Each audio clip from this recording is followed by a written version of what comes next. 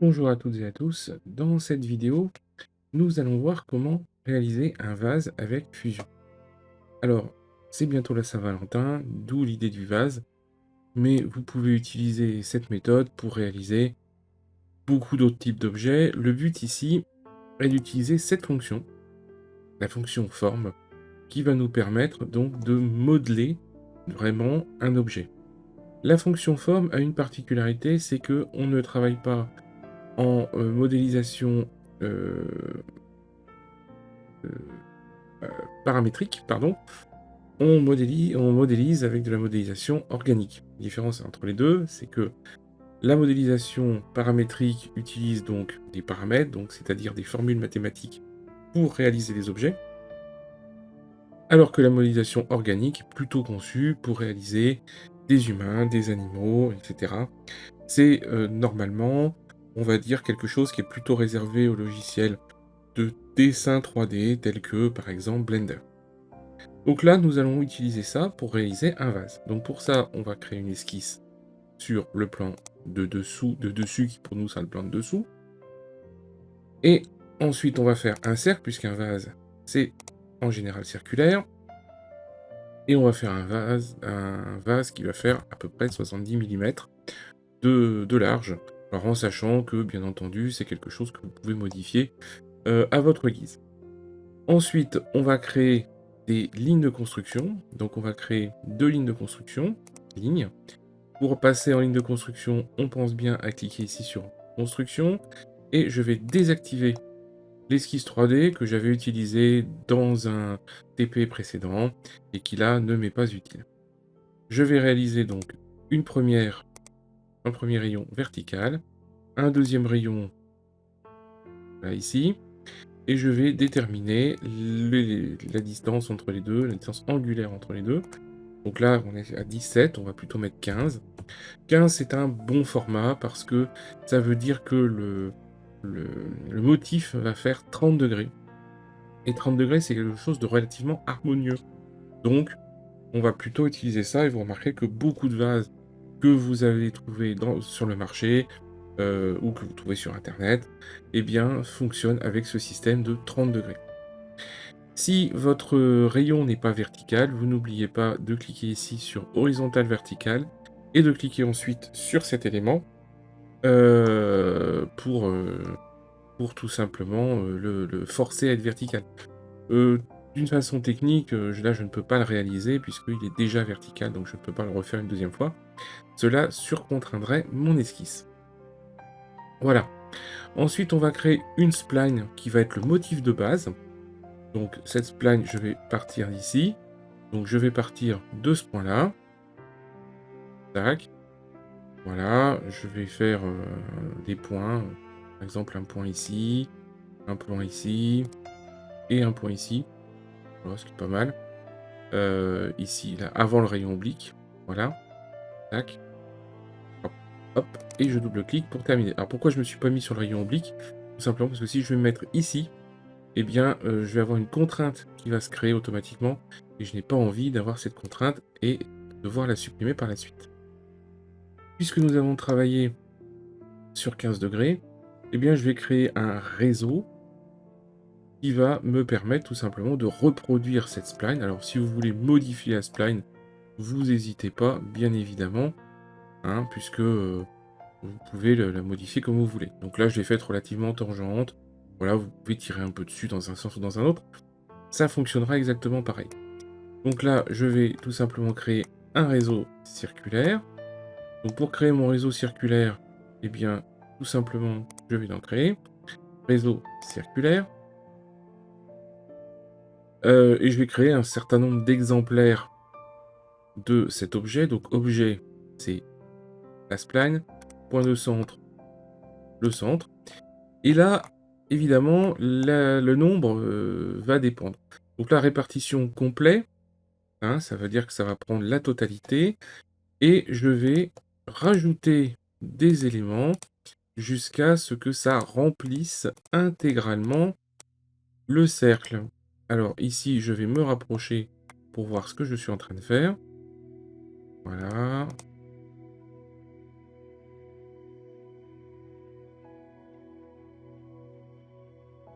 Alors là, par contre, vous voyez, là, j'ai dépassé, hein. Là, celle-ci est arrivée sur le point, donc une de moins, voilà. Alors, il faut trouver le juste milieu, c'est-à-dire que si on n'en met pas assez, on a des grosses zones plates qui vont pas être très belles. Et si on en met trop, bien ici, ça va venir toucher et on va avoir un angle saillant ici. Et cet angle saillant va au mieux ne pas être joli, au pire rendre l'impression 3D difficile, voire même la modélisation impossible, on le verra par la suite. Donc, je fais OK, voilà. Et maintenant, je vais déplacer ce point pour qu'il aille se joindre avec l'extrémité suivante. Celle-là. Tac. Et là, puisque ces éléments sont réalisés une, euh, avec un réseau circulaire, eh bien, vous voyez, quand je l'ai fait ici, ça l'a fait partout. Le réseau circulaire dans Fusion est une contrainte. C'est pas uniquement une répétition d'une fonction, c'est une contrainte. Donc, ça veut dire que les éléments restent en réseau. Ça, cette méthode de travail est issue tout simplement de AutoCAD. Voilà. Puisque dans AutoCAD, les réseaux circulaires et les réseaux linéaires sont conçus comme ça, où les éléments restent accrochés les uns aux autres. Je valide. Ici, je termine mon esquisse. Voilà. Ensuite, je vais créer une deuxième esquisse pour faire un gabarit. Donc, là, ici, je vais me mettre sur la face avant. Voilà. Je vais demander à Fusion de me faire une esquisse. Et là, je vais faire un gabarit. Le gabarit va m'indiquer tout simplement les dimensions de mon vase. Donc, là, je vais prendre ici, à l'horizontale, je vais prendre, allez, 60 mm. Attention, ça sera les dimensions maximales du vase, hein. Ça va être la partie la plus large du vase, pas la base. La base est bien ici. Et puis ici, vous allez déterminer la hauteur de votre vase. Donc, on va faire quelque chose comme, par exemple, allez, 110 mm. Mais vous pouvez faire un peu ce que vous voulez, en vrai, puisque de toute façon, après, c'est libre à vous, hein. Vous pouvez également vous rajouter des repères intermédiaires, c'est-à-dire que si vous voulez que le col du vase fasse exactement, par exemple, 35 mm, parce que vous voulez mettre dedans, par exemple, des fleurs artificielles que vous avez déjà achetées ou que vous avez déjà modélisées et imprimées en 3D, et qui ont besoin d'un goulot qui fasse pas trop et pas trop petit, vous pouvez rajouter une contrainte ici, hein, rajouter une ligne ici, et ça vous permettra d'avoir un repère complémentaire que vous viendrez accrocher. Donc maintenant, on va valider l'esquisse, et on va utiliser l'outil forme. Donc ici, forme, créer une forme. Je vais sélectionner, donc, alors ici, je vais sélectionner non pas la ligne, non pas le cercle, mais je vais sélectionner la spline. Alors la spline n'est pas facile à sélectionner. Voilà, alors elle doit pas être fermée, je me demande. Alors là, je vois que la spline n'est sans doute pas fermée. Donc je vais retourner sur ma première esquisse. Modifier esquisse. Ah, ok. Alors, hop. Voir, non, non, ça c'est pas très grave. Et en fait, j'ai oublié d'enlever euh, d'enlever de... Voilà. Voilà, j'ai oublié de supprimer que c'est un type de ligne de construction. Voilà pourquoi Fusion n'a pas réussi à trouver la surface. En effet, elle n'existe pas. Les traits de construction sur Fusion, comme sur beaucoup d'autres logiciels de CAO, n'ont pas d'existence physique. Hop, voilà. Et là, voilà, c'est bon. Je termine l'esquisse. Je me retourne sur ma 3D. Voilà, je reviens ici. Alors le principe de l'outil forme, c'est qu'on va pas l'utiliser plein de fois. On va retourner dessus et faire modifier régulièrement. Je prends la surface et je vais l'extruder. Donc là, ici, je vais utiliser la fonction extrusion qui est ici, qui va avoir le même fonctionnement que la fonction d'extrusion d'autres, voilà, comme si on était en surfacique ou en volumique, ça fonctionne exactement pareil. Voilà. OK, je valide par OK, c'est bon. Donc là, j'ai choisi ma hauteur.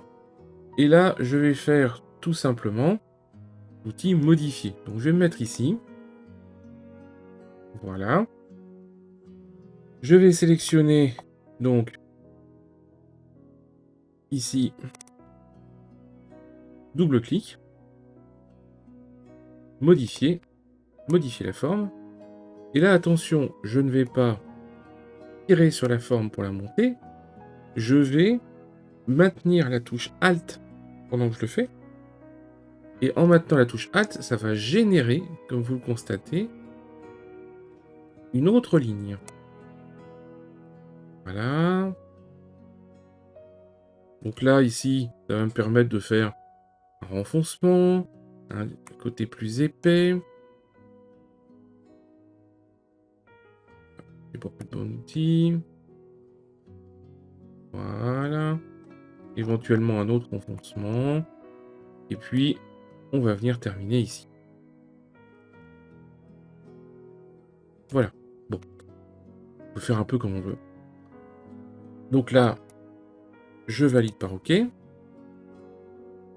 Voilà, donc là, pour l'instant, j'ai quelque chose qui est quasiment un tube.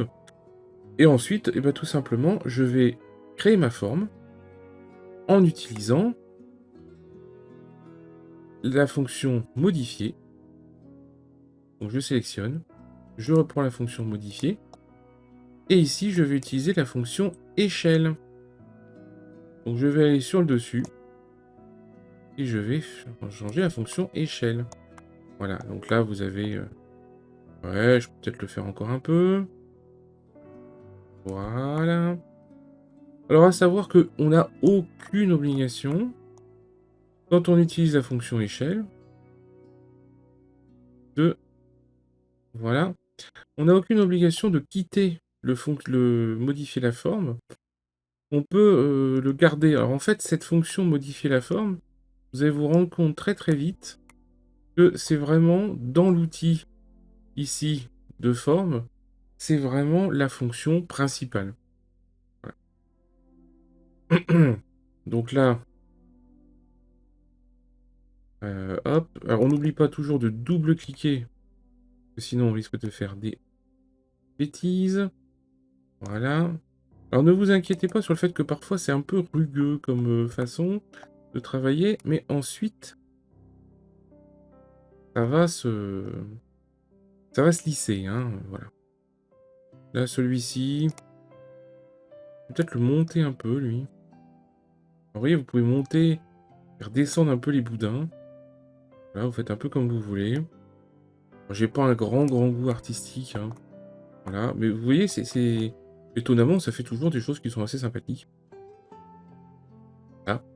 Alors, si vous voulez faire plus de niveaux, faire un vase qui est vraiment ondulé, et ben vous pouvez tout simplement rajouter, au lieu de rajouter, j'en ai 1, 2, 3, 4, 5, 6, 7 en tout, je vais tout simplement en mettre moins.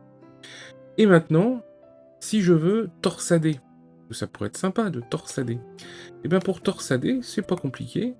Ici, on va torsader, voilà, de 25 degrés. Et puis en même temps, je vais en profiter, je vais aller torsader un peu dans l'autre sens, ici. Voilà. Alors, bien entendu, il faut faire attention à bien... Voilà. Alors, l'idéal, c'est d'avoir toujours la même torsade. Alors que là, j'ai fait moins 25, plus 25. Puis là, je vais retourner, peut-être. Ici, je vais rester en face. Voilà. Là, c'est bien. Il faut pas abuser de la torsade. Il faut pas non plus aller faire des torsades genre plus 30 degrés, moins 5. La torsade, ça doit rester quelque chose d'assez constant. Voilà. Alors c'est assez rigolo parce qu'en voulant faire un vase, j'ai quasiment fait une lampe, hein. Ici, on a la place pour mettre une ampoule. D'ailleurs, je pense que je vais le finir comme ça. Alors ici, on va terminer la forme. Et c'est le moment où c'est un petit peu risqué, parce que en fait, on a travaillé donc avec un corps qui était une forme, c'est-à-dire, comme je vous le disais en début de vidéo, en modélisation organique. Or là, il m'a créé un corps qui est un corps surfacique, donc c'est-à-dire un corps qui a une existence physique, même s'il n'a pas d'épaisseur. Donc, au moment où je valide ma forme, eh bien, où je fais terminer la forme, eh bien, Fusion, à ce moment-là, transforme cette modélisation organique en une modélisation paramétrique. Et là, c'est le moment où parfois ça ne fonctionne pas parce que vous avez réalisé des choses qui ne sont pas réalisables. C'est-à-dire par exemple des éléments qui s'entrecroisent ou des éléments où on a une géométrie qui va se replier sur elle-même ou qui va être nulle, c'est-à-dire qu'il n'y a pas d'endroit pour passer la géométrie. Et en fait, à ce moment-là, Fusion va se rendre compte qu'il y a un problème et va refuser tout simplement de continuer. Alors c'est pour ça que lorsque vous faites quelque chose d'un petit peu complexe, il est préférable, plutôt que de risquer que ça marche pas, eh bien en fait, il est préférable tout simplement d'éviter ça et tout simplement de faire votre vase par exemple par morceaux, c'est-à-dire que vous allez dans forme, vous effectuez un certain nombre de modifications, vous fermez la forme, terminez la forme, pardon, vous voyez que ça marche, et hop, vous retournez ici, modifier la forme. Si je retourne ici sur modifier la forme, oui, je retrouve les outils de forme, et je peux aller modifier, là, vous voyez, je peux resélectionner ça ici. En fait, tant qu'on n'a pas réalisé d'opération derrière, on peut toujours remodifier autant. Bien. Alors maintenant, il nous reste à mettre un dessous, bien sûr. Alors, on va mettre un dessous. Pour mettre un dessous, on va utiliser dans Surfacic, on va utiliser ça. Face fermeture. Je vais indiquer les arêtes de limite. Bon, voilà. Il le fait tout seul. C'est très bien. On n'a pas besoin de s'embêter. Voilà. Activer le chaînage. Ok, très bien. Pas de souci. Hop. Et comme vous pouvez le constater, il fait automatiquement un nouveau corps. Parce que quand on crée des corps surfaciques, la plupart du temps, on va le faire de cette façon-là. Ensuite, en haut, je ferme ou je ferme pas. Alors là, je vais fermer. Je vais vous montrer pourquoi. Donc là, je ferme. Tac. Là, maintenant, j'ai mes 3 éléments. Je vais créer, à partir de ça, je vais créer tout simplement, je vais coudre les éléments. Donc, ici, je vais utiliser la fonction coudre. Tac, tac, et tac. Donc, 3 sélectionnés. Voilà, donc là, maintenant, j'ai un corps volumique. Il n'est plus surfacique. Pourquoi? Parce qu'il est fermé. C'est pour ça que je vous ai fait fermer le haut, de façon à ce que je n'ai pas besoin d'utiliser la fonction d'épaississement. Là, il a carrément rempli le vase, ce qui me permet que si j'ai des zones où l'évidage ne va pas être facile à faire, eh bien, au pire, ça s'évidera moins, mais je ne risque pas que ça ne fonctionne pas du tout. Maintenant que j'ai un solide, donc là j'ai bien un corps volumique, eh bien il me suffit tout simplement d'aller le creuser. Donc là ici je vais prendre l'outil coque, face 1, je vais indiquer l'épaisseur, donc soit je fais vers l'intérieur, soit je fais vers l'extérieur. Donc là je vais mettre par exemple 3 mm, et là il va calculer. Alors ça peut être un peu long de calculer, parce que évidemment il y a beaucoup d'éléments, donc ça peut être un petit peu long de calculer. Vous voyez là, Fusion est en train de ramer un peu, et dès qu'il a fini de ramer, eh bien, il va nous indiquer visuellement si ça fonctionne ou pas. Si ça fonctionne pas, je le ferai tout simplement à l'extérieur. Ici, j'ai 2 types de coques. J'ai soit une coque à arête vive, soit une coque à arête arrondie. Si ça ne fonctionne pas avec les arêtes vives, qui est risqué en effet vu la forme de nos arêtes, on peut utiliser ici les formes arrondies. Voilà, vous voyez, il n'y arrive pas. Donc là, on va essayer la coque arrondie. Et puis sinon, si ça ne fonctionne pas, on le fera en extérieur. Il n'y a pas vraiment on va dire, de solution pour savoir est-ce que ça va fonctionner ou pas. Globalement, ça ne fonctionne pas à partir du moment où il y a un endroit où il va rencontrer des éléments qui sont trop proches pour créer cette fameuse coque. c'est possible que, en fonction des choix que vous avez réalisés, moi j'ai fait des éléments qui sont quand même assez larges. Donc potentiellement, j'ai plus de risques que si vous aviez fait un vase un peu plus sage, on va dire. Voilà. Donc là, on va le laisser terminer. Donc là, vous remarquez qu'avec les faces arrondies, ça a fonctionné. Donc je n'ai plus qu'à valider. Si vous avez peur qu'ils deviennent trop petits, hein, surtout par exemple ici, voilà, bon là c'est pas le cas, alors, vous pouvez faire direction extérieure. Ok. Alors j'ai validé à 3 millimètres, parce que 3 millimètres c'est l'épaisseur nécessaire, si je le fais en impression 3D, que ce soit résine ou FDM, pour que avec un filament de type PETG, on puisse être sûr que ça fuit pas, tout simplement. Si vous mettez des dimensions trop faibles, alors déjà inférieures à 1 millimètre, vous êtes quasiment certain ou certaine que ça va fuir. Entre 1 millimètre et 3 millimètres, on va dire qu'en fonction de la qualité de l'impression et en fonction du filament, eh bien, on peut avoir des risques, alors pas de fuite réellement, mais on va dire de suintement, qui à terme va finir par poser des problèmes, bien évidemment. Donc là, au moins, on est sûr que ça fonctionne, 3 millimètres, c'est correct. Là, ici, une fois qu'il aura fini de calculer, on lui proposera éventuellement de faire un petit congé en haut, même si, honnêtement, je trouve que c'est pas mal aussi de le laisser comme ça fait un côté un peu plus brutal, je trouve que c'est pas plus mal. Voilà, donc une fois que nous allons avoir cet élément, on aura donc terminé notre coque. Bien. Il faut savoir une chose, c'est que, ici, là, à partir du moment où vous avez effectué des modifications, donc ici, là et là, eh bien, vous ne pouvez plus revenir vraiment là-dessus. Si vous revenez sur votre, forme, vous avez un risque assez fort que derrière, les opérations que vous avez effectuées n'arrivent plus à s'effectuer et donc il faille les refaire. Voilà. Donc on ne peut pas utiliser, l'outil forme comme si c'était du paramétrique. Voilà, donc là, en haut, soit vous trouvez que c'est un petit peu trop grossier, et là vous pouvez le terminer en mettant un petit congé. Donc là, je vais faire un congé directement sur la face. Faire un congé, allez, de 0,5 millimètres. Voilà.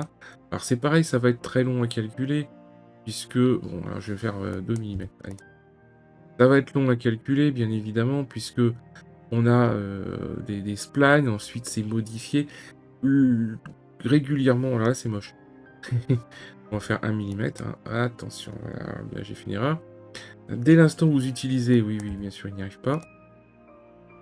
Dès l'instant où vous utilisez l'outil forme, vous êtes à peu près certain, 1,5 peut-être. On va réussir à avoir un truc entre les deux. Dès l'instant, là il n'y arrive pas. 1,5. En 2 il y arrivait, mais 1,5 il n'y arrive pas. Si, 1,5 il y arrive. Non, il n'y arrive pas. Ok, 1,5 c'est pas possible. 2 c'était possible par contre.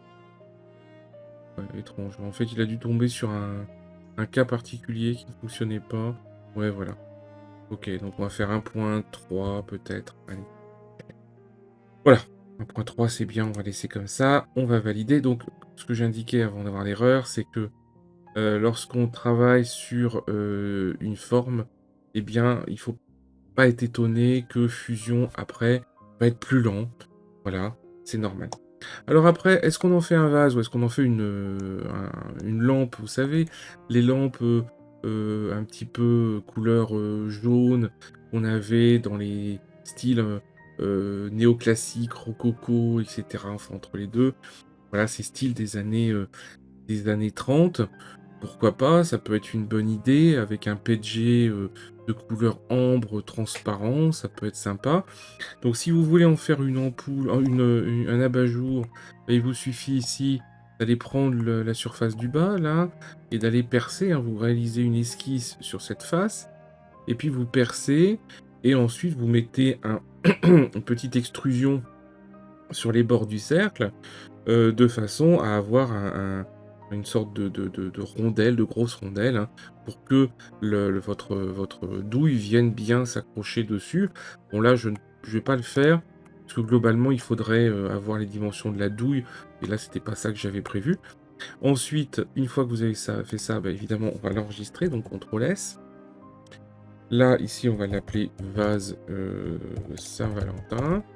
Voilà, on va faire enregistrer. Donc là, alors je range plus du tout mes répertoires, c'est pas bien, je sais. Voilà, tout est un peu mélangé, mais après, on a un outil de recherche, ils nous ont mis un outil de recherche, hein, qui finalement nous donne envie de ne pas ranger. Voilà, et ensuite, je vais transformer ça pour que ça soit en 3MF et pour pouvoir l'imprimer. Donc là, je vais utiliser donc menu fichier, je vais faire, alors je vais pas faire, je peux faire impression 3D, bon voilà, hop, ici, exporter. Donc là, je l'enregistre carrément en OBJ. Alors, vous enregistrez en OBJ ou en 3MF, il faut éviter le STL. Dès l'instant où on est sur quelque chose avec beaucoup d'arrondis, sinon le STL va être vraiment infernal. OBJ, on est en millimètres. Paramètres d'affinement, on va mettre donc la qualité vraiment à fond, parce qu'il faut vraiment ne pas risquer que ça soit pas propre. Je fais OK. Donc là, il me propose de l'enregistrer sur mon ordinateur. Donc là, je vais l'enregistrer ailleurs. Voilà. Je vais mettre vase Saint-Valentin. Valentin. Voilà. Tac. Donc là, c'est mon corps 4. Oui, on va mettre vase. Là, point .obj. Je fais enregistrer. Je le laisse calculer. Ça peut être un petit peu long.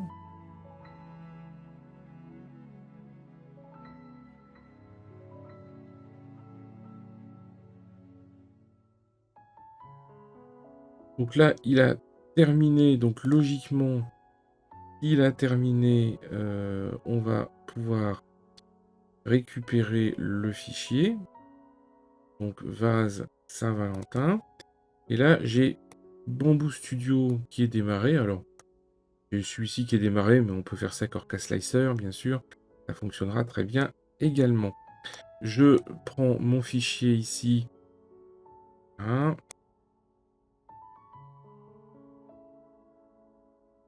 Et voilà, bien sûr, il n'est pas dans le bon sens. On va demander à Bamboo Studio de nous le mettre dans le bon sens. Voilà. Et puis, on va modifier, bien sûr, là il est en optimal, alors on va se mettre en 12 millimètres extra fin. Je ne suis pas sûr que on ait besoin de support. On va faire, ouais, on va vérifier si on a besoin de support. Le nombre de parois, en revanche, il faut les augmenter à 3 parce que sinon c'est quand même plutôt risqué. Activer les supports arborescents, on va voir si on a besoin de support, mais ça m'étonnerait. Alors là, évidemment, bien sûr, il me dit qu'il y a plus d'un million de triangles, donc ça va être un petit peu lent. Voilà, on va le laisser faire. Donc là, il a terminé. Il me propose que le vase fasse donc 96 grammes, pas beaucoup, et 10h21 d'impression. J'ai mis l'impression en qualité vraiment, vraiment quasiment à fond, et avec trois contours, donc ce qui veut dire qu'en réalité, hein, il y en a 3 à l'extérieur, 3 à l'intérieur, donc 6 contours. Évidemment, c'est normal. Voilà. Une autre chose qui a tendance aussi à ralentir un petit peu l'impression, c'est le lissage. Hein. Pour éviter d'avoir cette ligne de couture qui apparaissent, et bien en fait, il y a une fonction qui a été rajoutée dans Bamboo Studio et dans Orca Slicer, qui permet de, ici, de lisser, hein, entre guillemets, et qu'on voit moins la couture, hein, de masquer la couture. Et donc ça prend du temps. Voilà. Cette vidéo est maintenant terminée. Je vous souhaite donc, pour ceux qui fêteraient une bonne Saint-Valentin, et puis pour ceux qui ont envie de faire des abat-jours avec mon fichier, eh bien n'hésitez pas. Je peux vous le mettre à disposition si besoin. Et n'hésitez pas à me montrer surtout les réalisations que vous avez faites, puisque ce vase, bien entendu, c'est un modèle unique, mais vous pouvez faire vos propres modèles uniques. Donc n'hésitez pas, bien évidemment, à me le montrer et à me montrer ce que vous avez fait en description, en commentaire. Ça sera vraiment sympa. Voilà. Je vous souhaite une bonne journée et je vous souhaite je vous dis à bientôt pour la prochaine vidéo.